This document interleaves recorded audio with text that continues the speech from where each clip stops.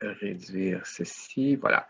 Alors, accompagner et évaluer les travaux de groupe, quelques enjeux, quelques défis et aussi quelques pistes de solutions. Et puis, d'emblée, déjà, le titre, pour appeler ça les travaux de groupe, ce qui est un peu ici particulier. Du côté québécois, on va plutôt utiliser le terme travaux d'équipe. Alors, ça a piqué ma curiosité. Pourquoi les travaux de groupe? Est-ce qu'il y a une différence, travaux de groupe, travaux d'équipe? Alors, j'ai fait une petite recherche pour voir qu'est-ce qu'il y en est. Alors, je vais vous présenter ça à travers donc le plan. D'abord, donc, de voir s'il y a une définition possible ou qu'est-ce qui a trait à ce concept de travail de groupe, travail en équipe. Euh, Pourquoi proposer des travaux de groupe, les enjeux, les défis, pistes de solutions, évidemment, les discussions ou les questions à la toute fin. Combien? Alors, j'ai regardé, ça ne peut pas avancer, voilà, une définition très générale du travail d'équipe en contexte scolaire. Donc, c'est Villeneuve qui dit que c'est un travail commun réalisé par un groupe d'étudiants. Ce travail est basé sur l'interdépendance des rôles et des tâches, ainsi que sur la communication. Alors, il semble y avoir l'idée que ça prend un nombre minimal de personnes pour qu'on puisse considérer une équipe, euh, notamment 3 personnes et plus.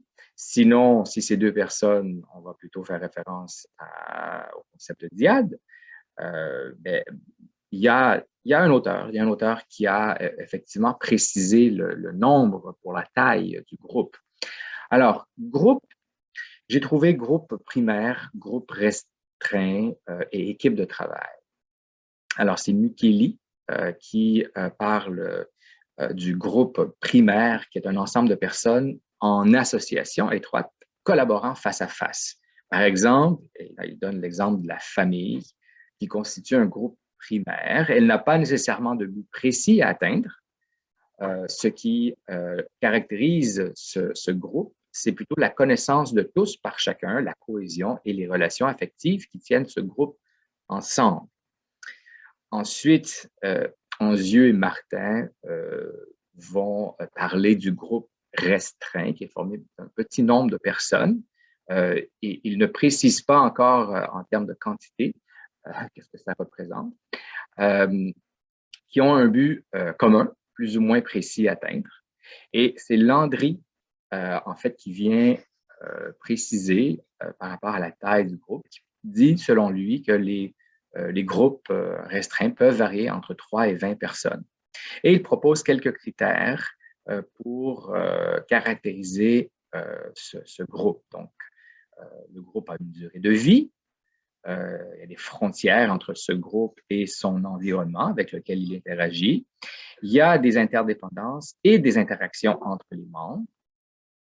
Il y a aussi une structure de relations affectives, d'organisation de pouvoir et une culture groupale, par exemple, des normes et des rôles.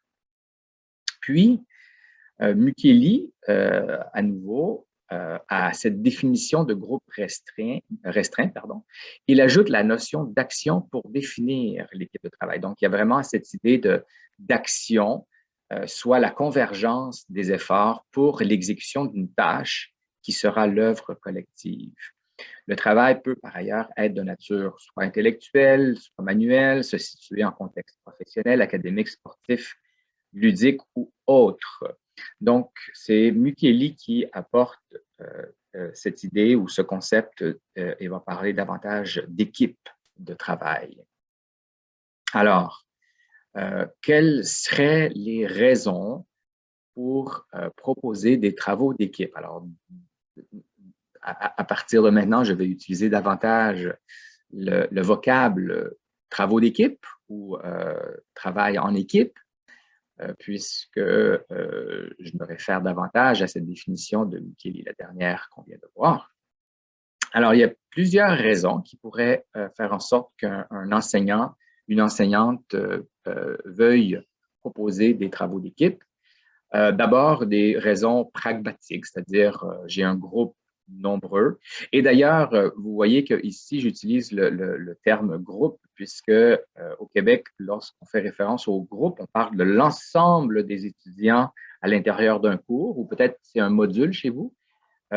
Et c'est là où on différencie avec les équipes de travail. Donc, à l'intérieur d'un groupe, je peux avoir plusieurs équipes qui travaillent, eux, chacun sur un projet qui leur appartient. Alors, si j'ai un groupe très nombreux, volumineux, beaucoup d'étudiants, ça rend ma tâche plus facile, hein, ça limite le nombre de travaux que je dois corriger, par exemple. Mais il peut y avoir aussi des raisons de ressources limitées, un espace de travail aussi qui est restreint. Donc, pour toutes ces raisons pragmatiques, certains enseignants vont choisir les travaux d'équipe. Il peut y avoir aussi des raisons didactiques. Je peux encourager l'apprentissage collaboratif, coopératif, la co-construction des connaissances entre les différents membres de l'équipe.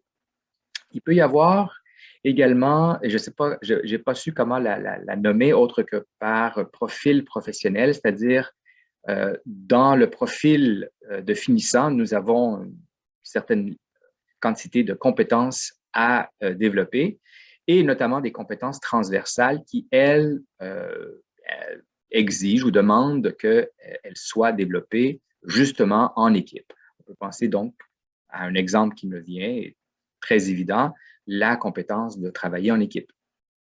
Il peut y avoir des raisons psychopédagogiques. Alors, soit pour des raisons, je veux motiver mes étudiants, hein, question de motivation. Je veux créer chez eux un sentiment d'appartenance. Alors, le fait qu'ils travaillent en plus petites équipes par rapport au groupe, ça les aide à développer ce sentiment d'appartenance.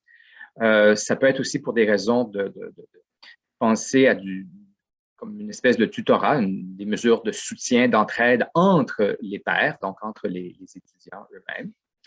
Il peut peut-être y avoir aussi des raisons culturelles, et là je mets un point d'interrogation. Est-ce qu'il pourrait y avoir une culture de la filière, hein, du programme, ou de la région géographique qui fait en sorte qu'on va vouloir effectivement mettre les étudiants en équipe pour faire des travaux académiques. Il peut y avoir d'autres raisons aussi, j'imagine. Vous me le direz si j'en oublie. Quelques avantages, quelques avantages pour les étudiants. Alors, il y a très certainement le développement d'habiletés personnelles et relationnelles. Donc, le fait qu'ils aient à vivre dans une équipe pendant quelques semaines, quelques mois, à organiser le travail. Donc, il y a peut-être la capacité de pouvoir développer son affirmation de soi, apprendre à résoudre des conflits, peut-être aussi avoir une ouverture d'esprit sur les idées des autres, être à l'écoute, attentif à autrui, l'empathie, le détachement d'une vision un peu trop égocentriste. Voilà, il peut y avoir aussi le développement d'habiletés de coopération, être capable de prioriser, de clarifier les objectifs communs, les tâches individuelles à l'intérieur de ces objectifs communs. Offrir et recevoir de l'aide par les pairs, savoir optimiser le temps, hein, pour être capable de faire de nouveaux apprentissages. Alors, ce sont quelques avantages qui peuvent tirer les étudiants lorsqu'on leur permet ou lorsqu'on leur demande de travailler sur des projets, sur des travaux en équipe. Évidemment, quelques enjeux liés à l'évaluation des travaux d'équipe, des enjeux d'équité envers les membres de l'équipe. Alors, est-ce que je fais un retour en équipe? Est-ce que je fais des retours individuels? Est-ce que je vais leur donner une note d'équipe, donc la même pour l'ensemble de l'équipe, ou est-ce que je vais davantage essayer de leur donner des notes individuelles indépendamment du travail d'équipe qui a été fait? Est-ce que je mets en place des mécanismes de reconnaissance de l'effort individuel? Alors, il se peut que dans une équipe, certains membres de l'équipe aient contribué davantage. Est-ce que je peux donc reconnaître cet effort, plus que l'individu dans le groupe, dans l'équipe, a fait pour que l'équipe se mérite une bonne note, par exemple. Est-ce qu'on doit évaluer le processus ou uniquement le produit? C'est-à-dire, est-ce que je vais m'attarder à regarder comment l'équipe s'y est pris pour arriver avec le produit, donc le produit final, ce qu'ils vont remettre, hein, la preuve qu'ils ont accompli quelque chose. Alors, ce sont des questions ici, des enjeux quand même importants pour l'enseignant, puisque cela implique la possibilité de connaître le processus, de savoir, d'avoir des informations sur le processus, donc cette dynamique du travail d'équipe, et de savoir comment l'équipe s'est organisée, comment ils ont mené le travail pour arriver aux objectifs qui s'étaient fixés. Ou est-ce que je regarde uniquement le produit et je fais fi de qui et comment ils sont pris pour le faire, pour le produire? Un autre enjeu, et celui-ci aussi me paraît assez important, est-ce qu'on doit former les étudiants au travail en équipe? Est-ce que le fait de mettre les étudiants dans une équipe et de leur demander d'accomplir certaines tâches, un travail, est suffisant pour qu'ils développent leurs capacités, leurs habiletés, leurs compétences à travailler en équipe? Alors, certains vont dire que non. Il y a certainement une formation, en tout cas un accompagnement qui devrait être fait pour justement les former à ce qu'est le travail d'équipe. Pardon. Il y a aussi l'enjeu de la compétition entre les étudiants et aussi cet effort ou cette recherche de différenciation qu'ils peuvent avoir, soit par la moyenne générale. Je ne sais pas si c'est un enjeu chez vous, mais ici, les étudiants qui voudraient, par exemple, avoir accès au cycle supérieur, obtenir des bourses, des prix, bien la moyenne générale va compter énormément dans leur dossier lorsque ces comités vont se pencher sur le fait qu'on les accepte, qu'on leur donne ces bourses ou ces prix. Alors, comment fait-on pour concilier à la fois la coopération, la collaboration et ce besoin qu'ont les étudiants de se différencier, donc par une compétition entre les différents étudiants? Quelques défis pour l'enseignant. Et il faut regarder ça, je pense que c'est des défis, j'ai essayé autant que possible de rester générique ou général, puisqu'il peut y avoir d'autres défis particuliers.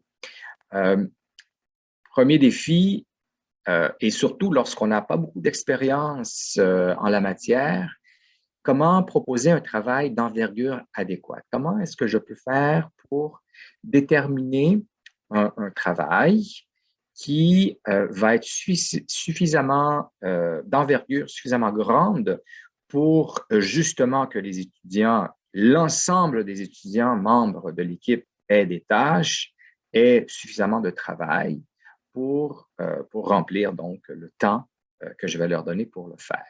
Alors ça, ce n'est pas évident, ce n'est pas chose facile, surtout quand on n'a pas beaucoup d'expérience en la matière. Alors, n'ayez crainte, c'est quelque chose qui, par la suite, on est capable d'ajuster.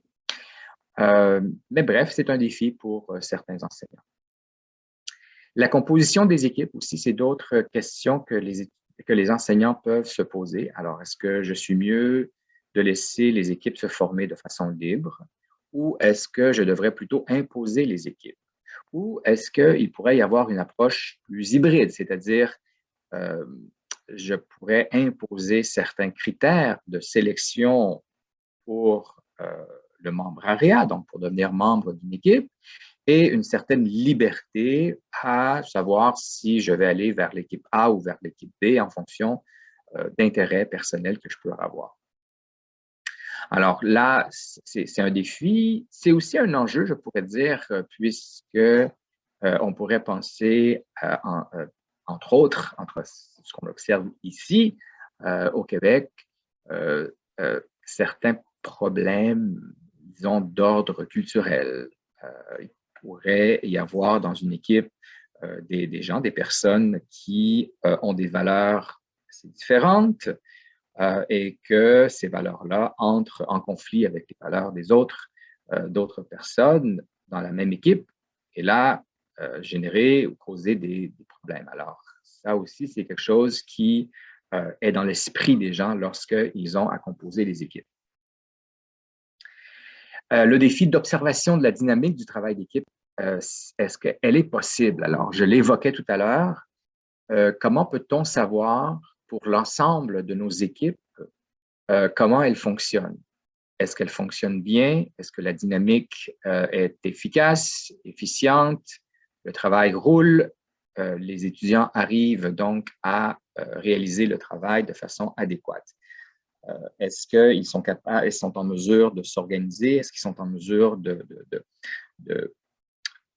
résoudre et de gérer le travail au quotidien et tous les conflits qui pourraient survenir?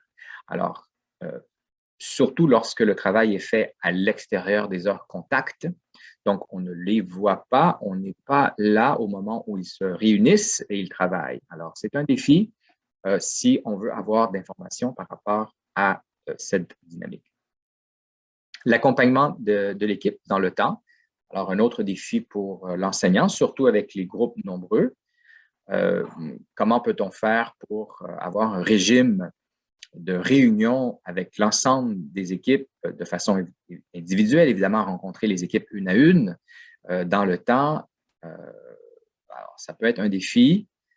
Combien de temps est-ce que je dois allouer à chaque équipe? Est-ce que je peux rencontrer chaque équipe à chaque semaine, à chaque 2 semaines? Bref, vous voyez un peu là le défi que peut poser cette stratégie d'enseignement qu'on peut avoir de demander aux étudiants de travailler en équipe.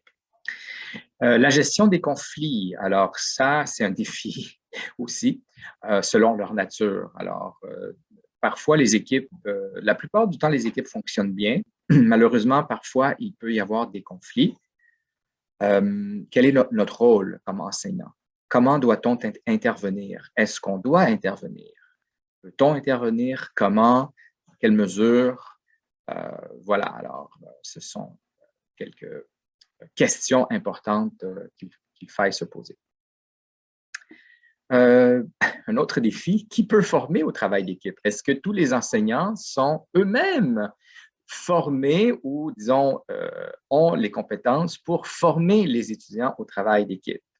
Ce n'est pas toujours le cas. Je peux vous dire que lorsque je travaillais avec les ingénieurs à Polytechnique, la plupart d'entre eux me disaient, mais oui, mais moi, je ne suis pas expert du travail en équipe, je ne peux pas former les étudiants au travail d'équipe. Et d'ailleurs, mais dites-leur pas que je vous l'ai dit, mais eux-mêmes n'étaient pas en mesure de travailler en équipe. Alors, très souvent, dans des réunions, c'était assez évident qu'il y avait des failles de ce côté-ci. Quelle reconnaissance aussi pour le formateur? Celui donc qui aura la responsabilité de former au travail d'équipe, est-ce qu'il y a une reconnaissance de son temps? Est-ce qu'on va lui, je ne sais pas comment ça fonctionne chez vous, mais si c'est en nombre de crédits, alors un enseignant, sa tâche, il est reconnu en termes de crédits de cours qu'il donne. Alors, est-ce que cette personne qui va venir pour former les étudiants au travail en équipe, est-ce que c'est reconnu dans sa tâche? Pour les étudiants aussi, je ne sais pas si ça devrait être ici comme défi, mais reconnaissance pour les étudiants, donc de travailler en équipe. Est-ce qu'il y a une reconnaissance? Quoi faire en cas d'équipe dysfonctionnelle? Alors, on va le voir dans les pistes de solutions, mais c'est une question qu'un enseignant devrait se poser face à cette situation lorsqu'il y a une équipe dysfonctionnelle, une équipe qui, assez tôt, assez rapidement, on se rend compte qu'elle n'arrive pas. Et là, il y a un risque lié à ne pas réaliser la tâche, ne pas faire les apprentissages qui sont en lien avec ce travail et de la réussite. Donc, c'est quand même quelque chose d'assez important. Quelques défis pour du côté étudiant. Pour eux, je pense que le défi majeur, le plus grand défi, c'est la planification et l'organisation du travail à réaliser. Parfois, ils ne réalisent pas l'ampleur du travail qui est demandé et donc de pouvoir déterminer les tâches en lien avec ce travail et les responsabilités que chacun devrait avoir par rapport au travail à réaliser, c'est quand même quelque chose d'assez difficile pour certains étudiants. Alors, c'est des défis, d'où l'importance, je pense, de les former à cette compétence de travail en équipe. Également, de résoudre les conflits. Malheureusement, comme je le mentionnais, il y a parfois des conflits qui surviennent. Comment font-ils pour les résoudre? Est-ce qu'ils ont la maturité pour le faire? Notamment, les conflits les plus usuels ou les plus fréquents adviennent avec les membres non productifs. Alors, on demande à ce que des tâches soient réalisées, on met de l'avant des dates de remise et cette personne, malheureusement, ne livre pas la marchandise. Alors, ça, c'est un problème puisque l'équipe ne peut pas avancer. S'il y a interdépendance entre les membres, et ils sont pris à devoir attendre donc après ces membres. Il y a aussi les conflits de personnalité et les visions différentes du travail. Donc, soit qu'on n'a pas une conception commune, partagée de ce qu'il y a à faire, donc quels sont les objectifs et qu'est-ce qu'on doit réaliser comme tâche. Donc, ça, c'est un problème. Mais il peut y avoir aussi des conflits de personnalité. Alors, soit des personnalités fortes qui veulent s'imposer, et là, on rentre en conflit, soit des personnalités totalement effacées, soumises, on pourrait dire, et qui n'apportent rien. Alors, voilà, il y a toutes sortes de conflits qui peuvent survenir à l'intérieur d'une équipe. Communication et interaction entre les membres. Alors, je ne sais pas si ça vous arrive. Moi, quand je demande à mes étudiants de travailler en équipe, ils vont assez rapidement passer par moi pour me dire qu'un tel ne répond pas au courriel. Alors, je leur dis, oui, mais c'est à vous à voir et à établir ces canaux de communication et que les interactions soient les plus habiles et que vous le fassiez au moment opportun. Donc, c'est à vous de vous organiser à avoir cette communication. Vous ne devez pas nécessairement passer par moi, l'enseignant, pour que moi, je communique avec ces personnes. Alors, c'est un défi pour certains étudiants. Ah oui, un autre défi qu'ils ont très souvent, ils vont faire je ne sais pas si c'est un terme utilisé, mais un anglicisme du patchwork, où ils vont mettre, lorsque vient le temps de faire la mise en commun des parties, ils vont juxtaposer uniquement la partie que chacun a fait, sa partie, sans nécessairement essayer de produire quelque chose, un ensemble cohérent. Donc, de s'assurer que les liens entre les parties sont bien faits, qu'il y a une logique interne de l'ensemble de cette œuvre-là, même si elle a été faite effectivement par des individus, chacun de son côté, et donc que le travail ne soit pas un simple collage des parties. Alors ça, je le constate assez fréquemment. Donc, je sais que c'est un défi pour eux. Alors, quelques pistes de solutions, de réflexion. Je les ai divisées en deux, soit des pistes de réflexion, de solutions par rapport au fonctionnement proprement dit de l'équipe ou la dynamique de l'équipe, et par la suite, quelques pistes de réflexion sur l'évaluation du travail d'équipe. Alors, il faudrait, je pense, d'abord se questionner quant aux raisons de vouloir proposer un travail en équipe à son groupe. J'en avais évoqué quelques-unes en début de présentation, mais je pense que c'est important de clarifier ses intentions. Quelles sont mes intentions de vouloir proposer du travail d'équipe? Et je le dis puisque parfois, on est dans l'obligation de justifier nos choix. Alors, les étudiants, surtout parce que nous sommes dans des filières, dans des programmes très compétitifs, ne vont pas nécessairement aimer faire du travail d'équipe. Pas qu'ils n'aiment pas travailler en équipe.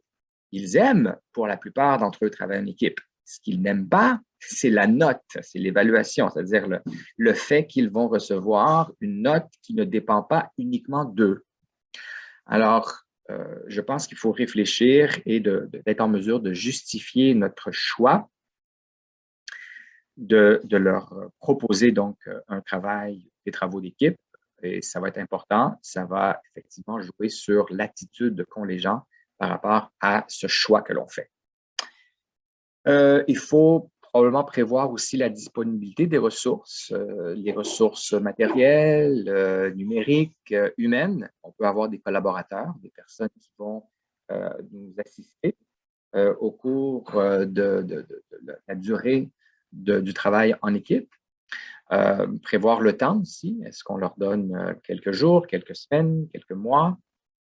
Est-ce que j'ai les infrastructures nécessaires ou en tout cas pour que les étudiants puissent accomplir les tâches? Voilà, donc il faut penser à tout ça, prévoir tout ça. Si c'est possible, offrir une formation au travail d'équipe, si ce n'est pas déjà fait, si ça n'a pas déjà été pris en charge par quelqu'un dans votre filière, dans le programme dans lequel est inscrit l'étudiant. Et peut-être aussi des ressources au sujet du travail en équipe.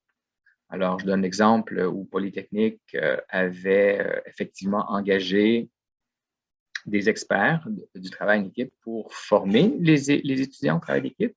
Et ils ont également mis sur pied un site web avec diverses ressources qui ont trait au travail d'équipe. Alors, ça peut aider les étudiants effectivement d'aller consulter ces documents, cette documentation par rapport au travail en équipe. Demander aux équipes de remettre un document pour présenter leur équipe. Alors, pourquoi je propose cette piste de solution, cette idée dès le début, dès que le travail, même avant que le travail d'équipe commence, une fois que les équipes sont formées, leur demander de nous remettre un document, une feuille sur laquelle ils inscrivent le nom des membres, les responsabilités associées à chacun des membres et, si c'est possible déjà, de le faire, les tâches qui vont incomber à chacun des membres. Et la raison pour laquelle je le mentionne ici, c'est qu'il se peut qu'à un certain moment, un problème survient dans une équipe et que les équipes ne mettent pas le nom d'un membre. Donc, ils omettent sciemment d'inscrire le nom de cette personne qu'ils veulent exclure de l'équipe. Alors, si nous n'avons pas la liste des membres de cette équipe, on est un peu dans une situation un peu difficile de leur réclamer, de leur dire non, nous avions convenu que l'ensemble des membres de l'équipe allaient recevoir la même note et vous êtes tous solidaires par rapport au travail. Alors, non, vous ne pouvez pas exclure comme ça de votre propre chef un membre de l'équipe sans avoir, disons, passé au travers les mesures ou les stratégies que j'aurais mis en place, moi, pour vous aider. Alors voilà, c'est une mesure, je pense, qui peut prévenir certains problèmes plus tard. Si vous êtes en mesure de le faire, prévoir des périodes de travail sur les heures contact du cours. Donc, prévoir, je ne sais pas moi, 2 séances ou 2 demi-séances où vous êtes en présence des équipes et qu'ils peuvent travailler sur le travail, Et l'avantage, bien évidemment, c'est que c'est plus facile pour eux de concilier les horaires. C'est plus facile pour eux aussi de vous consulter. Vous êtes là, sur place, il y a une question, ils vont vous voir et c'est réglé. Voilà, donc si c'est possible de pouvoir le faire, tant mieux. Encore quelques pistes sur le fonctionnement. Prévoir des périodes de consultation formelles. Alors, si le travail dure dans le temps, on peut déjà prévoir des périodes de consultation formelle, c'est-à-dire, je ne sais pas, par exemple, à telle date, nous aurons une première réunion où moi, je veux rencontrer votre équipe. Cette réunion va durer, je ne sais pas, 5-10 minutes et nous allons en profiter pour faire le point sur le fonctionnement de l'équipe, sur des questions que vous aurez sur le travail à faire, etc. Mais ça serait bien également de prévoir des canaux de communication pour des consultations informelles, notamment pour des questions qui surgissent entre les périodes de consultation formelle. Alors, ils sont en train de travailler et soudainement, ils frappent un mur, il y a une question, quelque chose, et ils ont besoin des lumières de consulter l'enseignant pour pouvoir avancer. La prochaine rencontre ou consultation formelle n'est que dans une semaine. Ils ne peuvent pas se payer ce luxe d'attendre une semaine pour poursuivre le travail. Voilà, alors qu'est-ce qu'ils peuvent faire? Alors, est-ce que c'est un courriel? Est-ce que c'est un forum? Est-ce que c'est à partir d'une application, WhatsApp? Que sais-je? C'est à vous à prévoir ces canaux-là et de les communiquer aux étudiants. Autre suggestion que je fais, c'est d'indiquer une date limite pour rapporter des problèmes d'équipe. Une chose que je n'aime pas, c'est qu'une équipe me mette devant le fait accompli et qu'il reste 2 jours à la date de remise du travail d'équipe. 2 jours, c'est très court pour moi de trouver une solution à s'il y a un problème avec un des membres de l'équipe, par exemple. Alors, moi, je leur fixe une date, je leur dis, si vous n'êtes pas venu m'indiquer qu'il y avait un problème avec un ou des membres de votre équipe à telle date, eh bien, tant pis, vous allez devoir vivre avec cette situation et ce que j'aurais mis en place comme mécanisme pour déterminer la note, si c'est une note d'équipe, bien, vous serez tous solidaires, vous allez tous recevoir la même note et tant pis pour vous. On peut se donner également un droit de veto. On peut se donner ce droit-là comme enseignant de dire, au final, c'est moi qui va prendre la décision. C'est moi qui va décider si oui ou non un membre va rester ou pas dans l'équipe en fonction de ce que moi je considère être juste et équitable. Mais bref, on peut se donner ce droit de veto. Aussi, si c'est possible, de mettre à la disposition des équipes une personne qui peuvent consulter, dont le statut est neutre.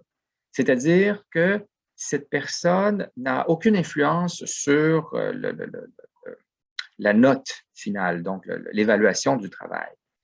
Mais c'est une personne qui est là, évidemment, elle va assurer la confidentialité des consultations lorsque une équipe va consulter cette personne pour lui signifier qu'il y a des soucis, qu'il y a des problèmes de fonctionnement dans l'équipe.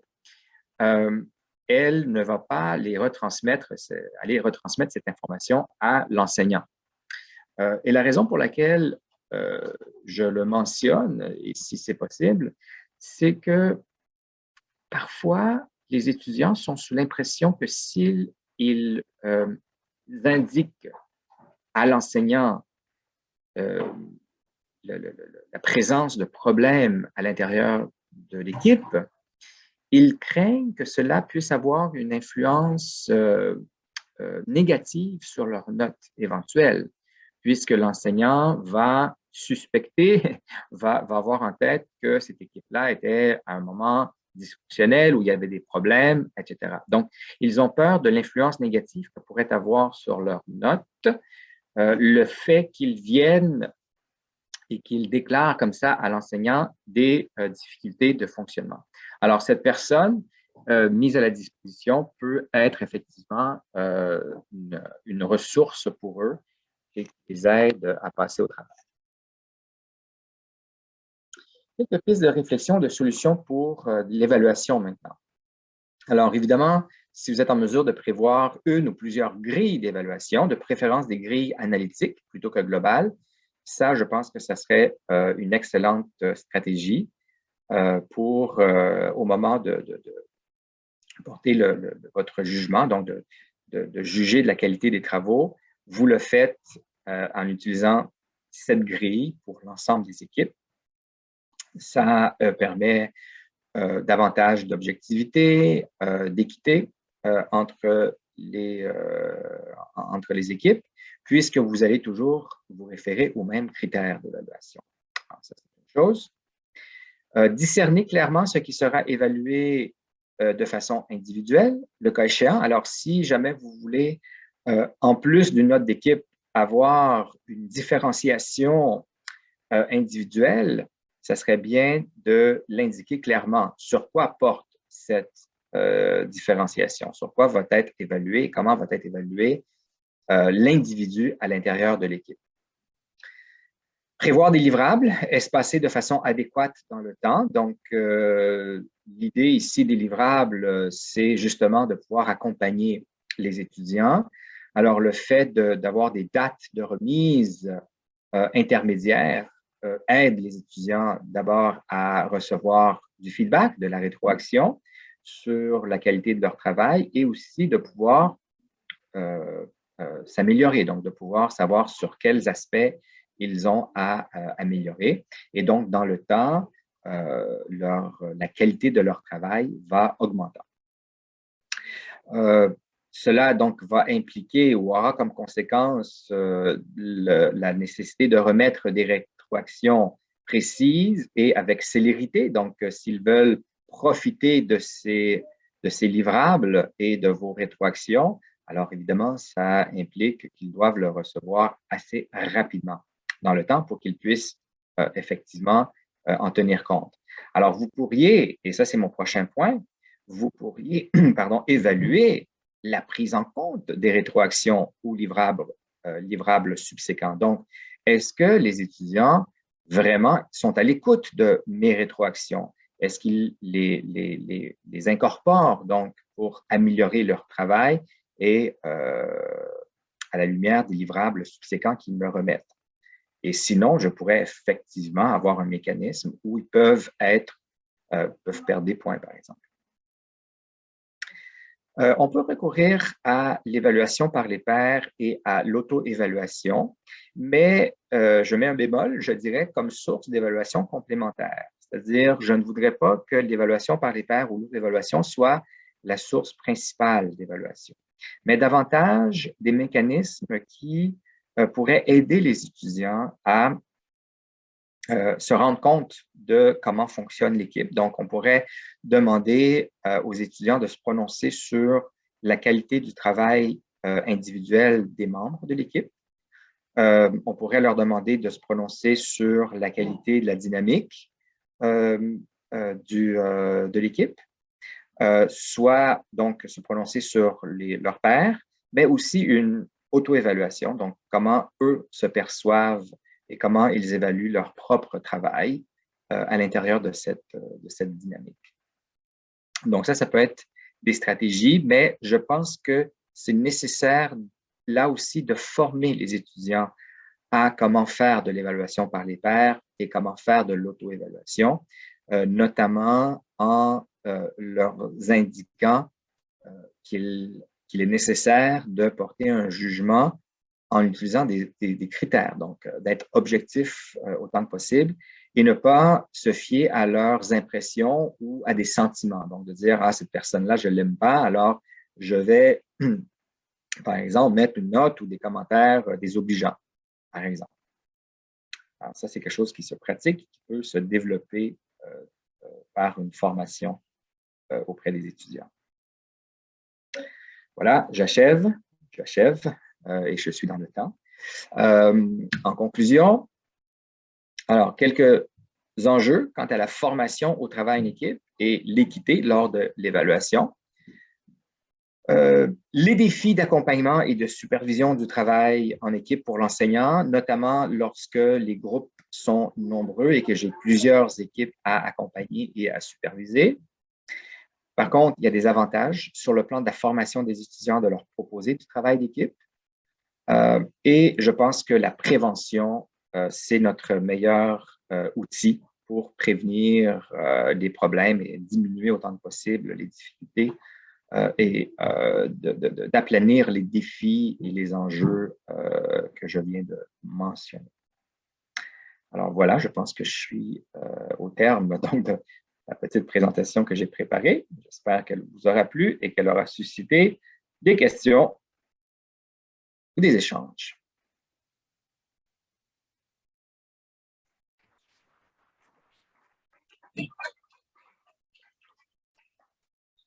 Voilà, merci. Pardon, excusez-moi, moi je ne pouvais pas la dire. Oui, non, pas de souci. Merci beaucoup pour votre intervention, hein, Monsieur Kozanitis. C'était très clair. Merci de vous être levé si tôt aussi, on a oublié de le dire. Il est vraiment très tôt chez vous. Et voilà. Il faut remercier mon époux, elle qui est en train de faire le petit déjeuner pour les enfants. Sinon, c'est moi habituellement. C'est ça, oui. Parce que vous aviez peur qu'on les entende, mais on n'a rien entendu. Oui. Voilà, on va passer alors à la discussion en effet. Merci aussi d'avoir respecté le timing. Ça nous permet de pouvoir échanger ici. Alors, je vais consulter le chat en même temps et alors je vois qu'il y a déjà je pense, des remarques et alors on va faire passer le micro ici dans la salle en espérant que vous entendiez les questions. Si vous n'entendez pas, moi je les reformulerai ici. Ça, je regarde en même temps. Je ne sais pas qui souhaite poser une question. Je passe le micro. Je regarde. Moi, j'avais peut-être une question, je me permets. Parce que, monsieur, dans le cadre de nos ateliers, si vous avez lu le programme, je ne sais pas si monsieur a lu le programme, justement un atelier dans lequel un intervenant va évoquer l'évaluation certificative via l'évaluation par les pairs. Nathanaël, parce que je pense que voilà, ça vient de chez toi, mais voilà, l'atelier n'a pas encore eu lieu. Justement, est-ce que j'ai été interpellée parce que vous évoquiez le fait que bon, ça devait être simplement quelque chose un avis par l'évaluation par les pairs. Je sais qu'un de nos collègues aussi, ici à la Haute École, pratique activement cette méthode. Donc, voilà, qu'est-ce qui vraiment est dérangeant ou fait que vous ne participiez pas à l'intention que ce soit certificatif de la part des étudiants, le fait qu'ils ne soient pas formés au préalable, peut-être que sans anticiper sur l'atelier de notre collègue tout à l'heure, ce soit la raison principale notamment. Oui, alors oui, vous m'entendez? C'est une très bonne question et j'espère que je n'ai rien échappé. On entendait mais quand même à distance. Alors, peut-être clarifier, on peut faire de l'évaluation par les pairs. Et là, si l'intention, c'est que les membres, ou en tout cas les étudiants évaluent le travail des autres équipes et donc pas le travail des pairs membres de leurs propres équipes, alors ça, c'est une chose. Mais si c'est plutôt de l'information qu'on veut aller chercher sur le fonctionnement, puisqu'on n'est pas toujours présent, nous, lorsqu'ils sont en train de travailler, alors là, l'évaluation par les pairs des membres de l'équipe, donc chaque membre évalue les autres membres de son propre équipe, alors ça, c'est différent aussi et ça nous apporte donc des informations sur le fonctionnement, sur la contribution individuelle des autres, qui, par ailleurs, nous, comme enseignants, on n'a pas toujours cette information, puisqu'on n'est pas présent lorsqu'ils travaillent. Ils sont chez eux, ils sont dans un café, à la bibliothèque. Bref, je ne sais pas où ils sont lorsqu'ils sont en train de réaliser le travail d'équipe. Alors, cette information-là, elle peut tout à fait être certificative dans la mesure où il y a une note type évaluation sommative qui va être tenu compte et va contribuer à la note finale de chacun des étudiants. Alors, si c'est pour utiliser les étudiants pour faire d'évaluation par les pairs, et là, ils vont se prononcer sur le travail réalisé par une autre équipe, alors là aussi, il n'y a pas de souci d'utiliser, d'exploiter cette source d'information et ce regard-là, puisqu'ils sont tout à fait en mesure de pouvoir le faire et faire un travail tout à fait adéquat. Mais la raison pour laquelle je mentionnais que je la considère comme source complémentaire, c'est que, et là, je pense que c'est l'enjeu effectivement d'avoir des étudiants formés à pouvoir faire un travail d'évaluation adéquat, c'est que parfois, je me rends compte que certains étudiants sont plus volubiles que d'autres. Alors, ils vont faire une rétroaction très, très précise. Ils vont indiquer les aspects à améliorer, les bons coups, tout ça. Par contre, d'autres étudiants, « Ah oui, j'ai aimé beaucoup votre travail. » Point. Alors ça, c'est injuste envers l'équipe qui reçoit ce genre de feedback, de rétroaction, versus celui qui va recevoir une rétroaction beaucoup plus détaillée. Alors, vous voyez, il y a tous ces enjeux-là qu'on a à considérer. Et si on veut qu'elle soit certificative, c'est-à-dire que la note qui va être remise aux étudiants n'est uniquement sur la base de l'évaluation par les pairs, alors il faut s'assurer effectivement de l'équité dans cette pratique. Je ne sais pas si ça répond à la question. Oui, en tout cas, pour moi, oui, merci. Je ne sais pas si d'autres collègues présents ici dans la salle, dans le chat, peut-être dans les Catherine, regardez. Toujours rien pour l'instant. Sur cette question-là, ou en poser d'autres. Oui. Je vois quelqu'un qui se manifeste. Non? Voilà. J'arrive avec le On micro. va avoir une question du public. Oui. J'espère qu'on va entendre. Vous avez évoqué plusieurs fois la formation préliminaire sur le travail d'équipe. Je pense que c'est une excellente idée. Encore faut-il peut-être que tous les enseignants qui vont recourir à un travail d'équipe connaissent le contenu peut-être de cette formation et travaillent de la même façon. Mais à quel contenu vous pensez dans ce genre de formation? Le contenu d'une formation sur le travail en équipe, c'est bien ça? C'est la question? Si on imagine un enseignement cloisonné, séparé, donc spécifiquement dévolu à ça, par exemple en début de cursus des étudiants, je sais qu'il y a des universités qui le font, en premier bac, premier semestre, ils commencent par ça. Qu'est-ce que vous préconiseriez comme contenu dans ce genre de formation?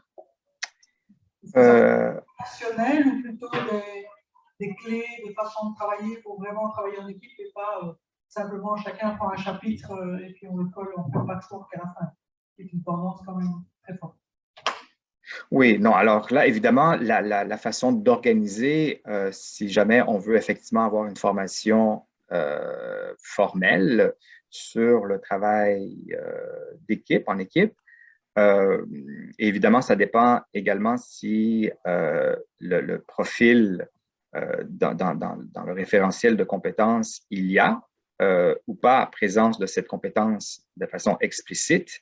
Alors là, on peut avoir recours à différentes stratégies, mais je pense que le mieux, en tout cas celle qui me semble la plus cohérente, ça serait d'associer à la fois donc de communiquer aux étudiants et leur donner accès à des ressources où ils peuvent lire sur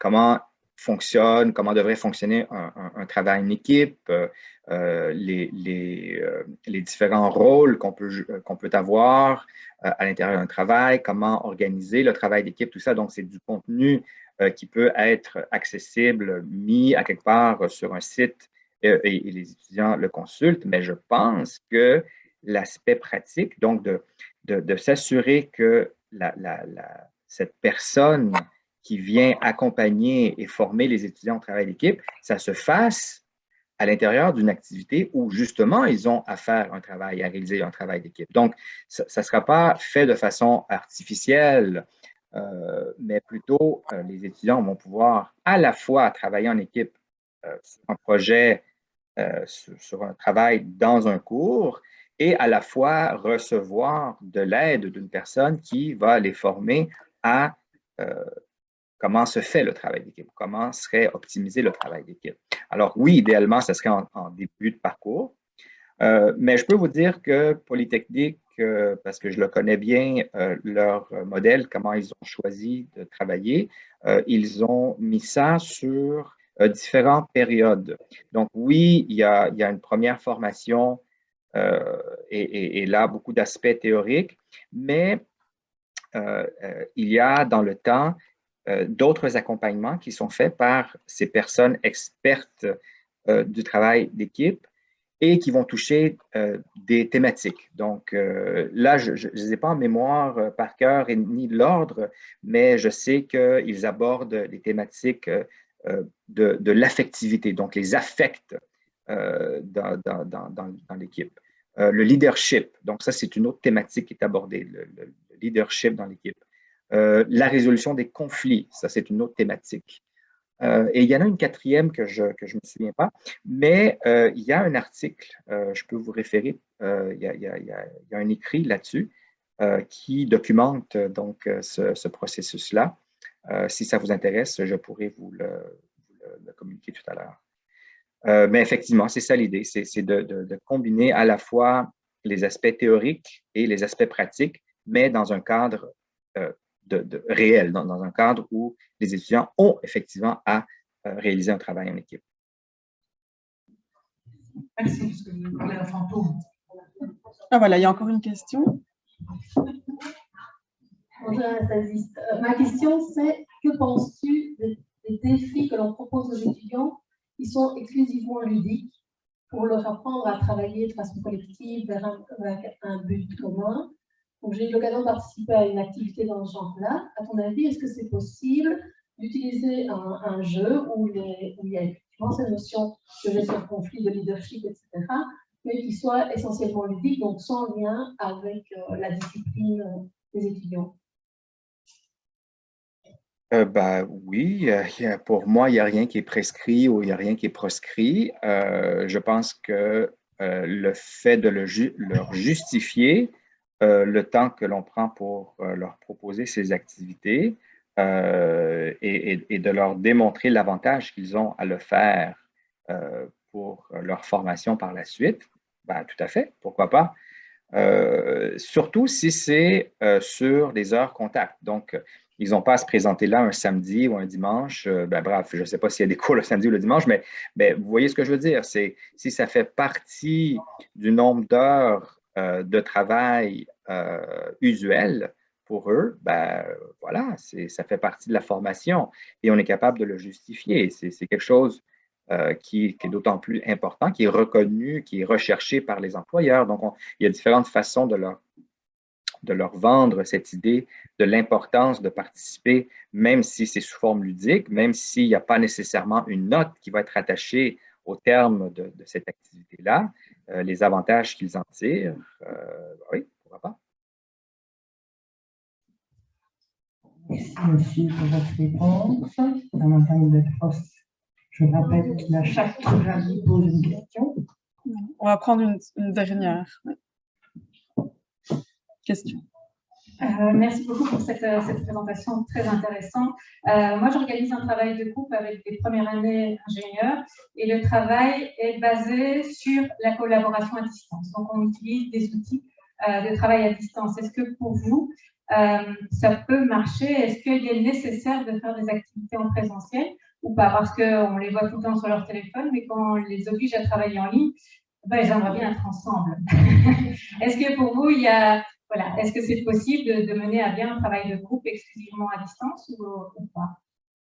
C'est une bonne question et je pourrais que mentir si je vous dirais que j'ai la vérité sur cette question, puisque avec ce qu'on a vécu ces dernières 2 ans, maintenant 2-3 ans, ce que moi j'entends, c'est que c'est très partagé. Il y en a chez certains chez qui ça va bien.